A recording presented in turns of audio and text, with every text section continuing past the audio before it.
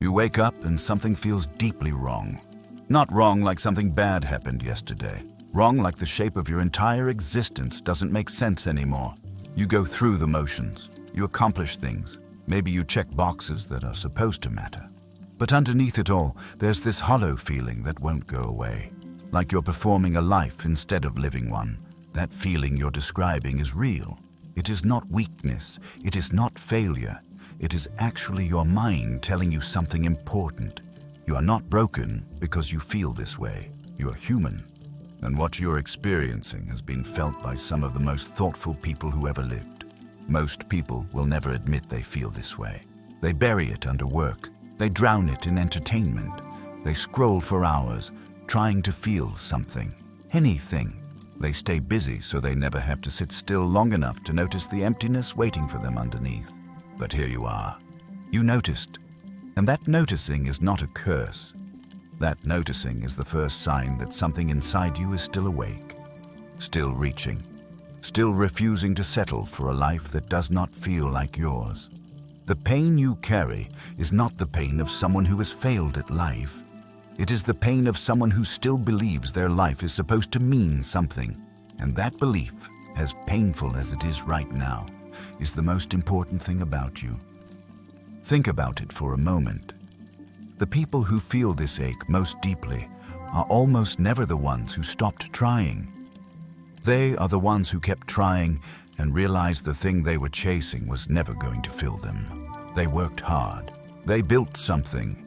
They got what they thought they wanted. And then one day they sat in the middle of their own life and whispered to themselves, "Is this really all there is?" That whisper is not your enemy. That whisper is the part of you that refuses to go numb. Most people manage to silence it.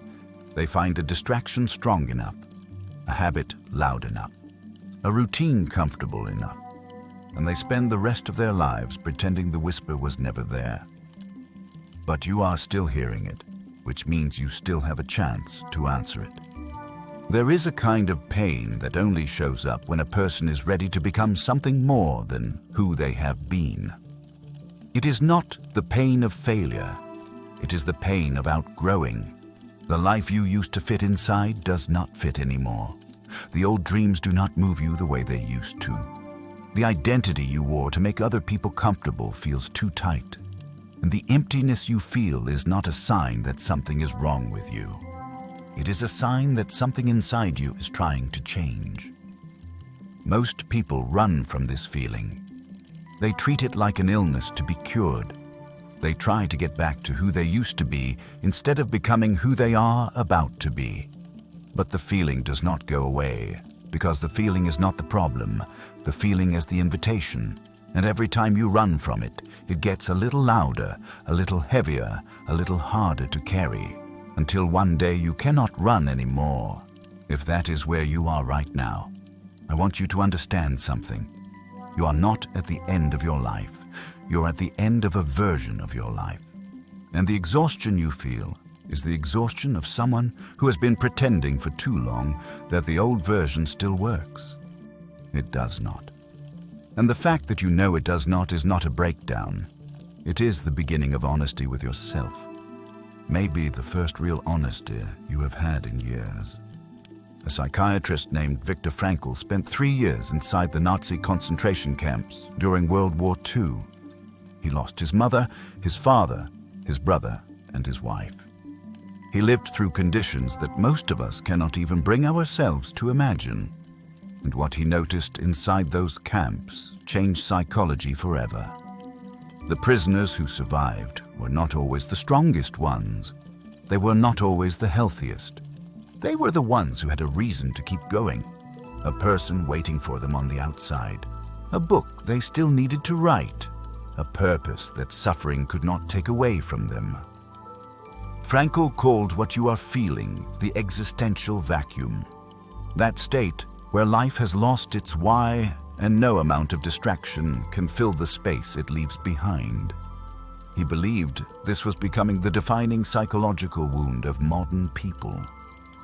Not because we are weaker than our ancestors, but because we live in a world that gave us everything except a reason to want it.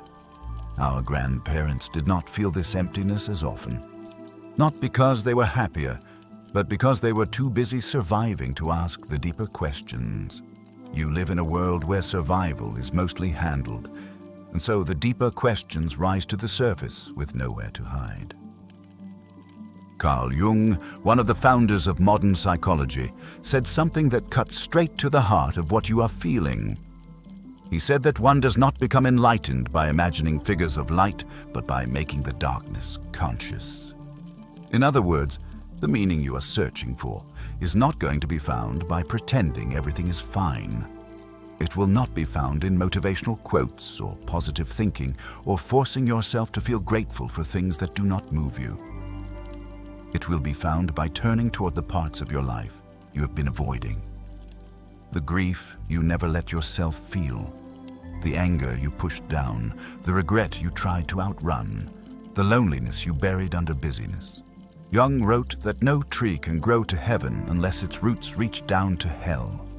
What he meant is that the parts of yourself you have been afraid of are exactly where your real life is hiding. Friedrich Nietzsche, who understood suffering better than almost any writer who ever lived, said it this way: "He who has a why to live for can bear almost any how." He was not being poetic. He was describing a psychological fact that Frankl would later confirm inside the concentration camps. A person with meaning can survive conditions that would destroy a person without it. This is not a motivational idea. This is how the human mind actually works. Meaning is not a luxury. Meaning is load-bearing. When it is missing, everything else collapses inward, no matter how good your life looks from the outside. And then there is a philosopher named Ido Landau, who spent years studying people who felt their lives were meaningless. What he found was heartbreaking. A huge portion of them were not actually living meaningless lives. They were living lives full of love and effort, quiet goodness, and small daily acts of care.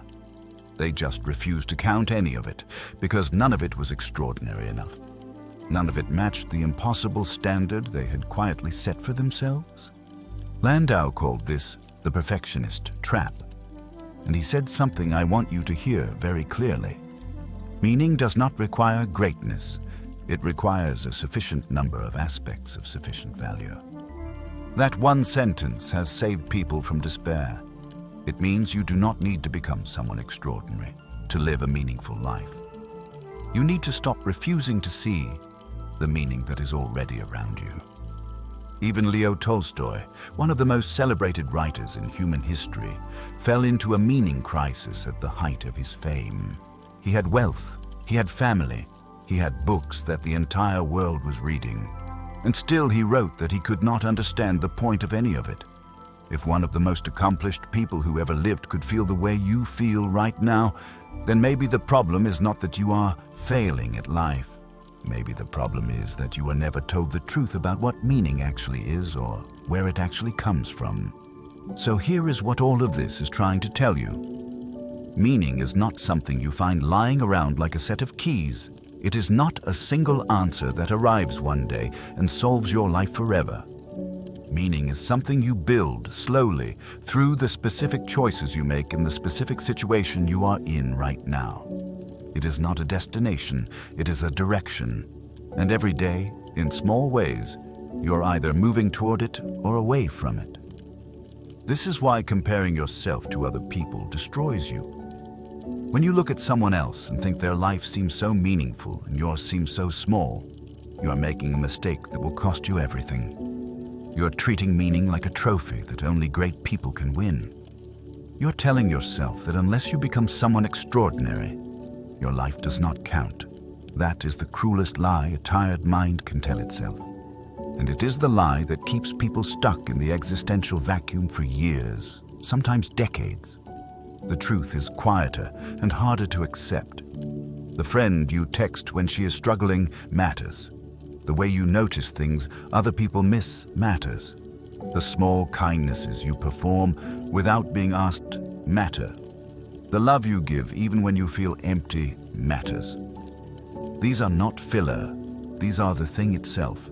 You have been walking past your own meaning for years because it did not look the way you thought it was supposed to look.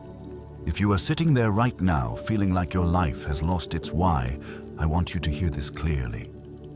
You are not broken. You are not behind. You are not failing at life. You are in the middle of the exact process that every thoughtful human being eventually has to go through. The old meanings that used to work for you are worn out. New ones have not been built yet. That in-between place is uncomfortable and lonely and disorienting. And it is also where every real transformation quietly begins. You do not have to have the answer today. You do not have to become someone new by tomorrow. You only have to stop running from the question. You only have to look at your own darkness with gentleness instead of contempt. You only have to believe that a small, honest, quiet life can be more meaningful than a loud, impressive, hollow one. The ache you feel is not your enemy. It is the part of you that still believes your life is supposed to matter. Do not silence it. Let it lead you somewhere. If this reached something inside you that has been waiting to be reached, finish this sentence in your own words down below. The thing I've been running from is. You do not have to explain it. You do not have to justify it. Just naming it is enough. And you might be surprised how many other people are running from the same thing you are. You are not alone in this. You never were.